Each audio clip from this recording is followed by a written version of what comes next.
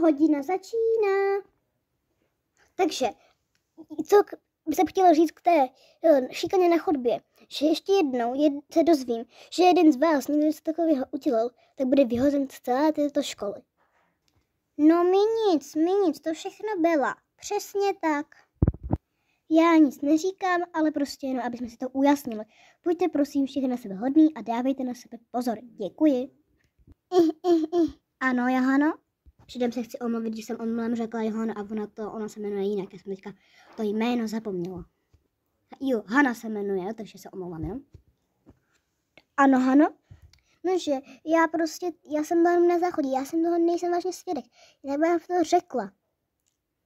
No, ale taky já neříkám, že musíš být toho svědek, ale prostě jenom to říkám.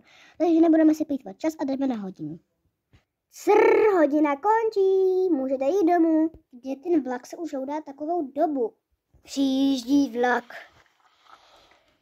Ukončete prosím výstup a nástup, dveře se zavírají.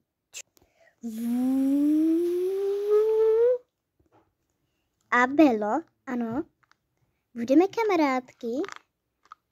No přece jasně. Tak děkuju.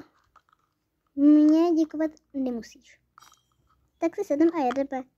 Já si tě tam dřívu, jsem unavená ze školy a z toho šikanování. Jakého šikanování?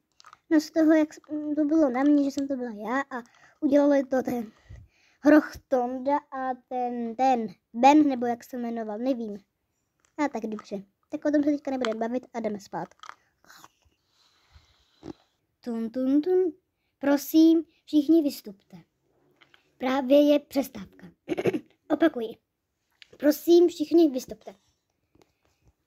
Dělám si přestávku.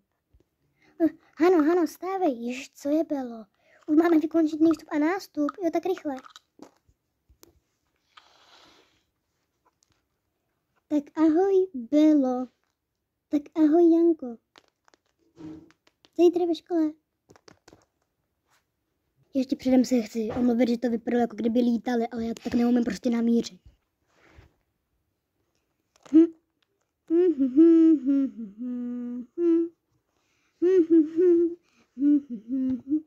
Hele, kam jdeš?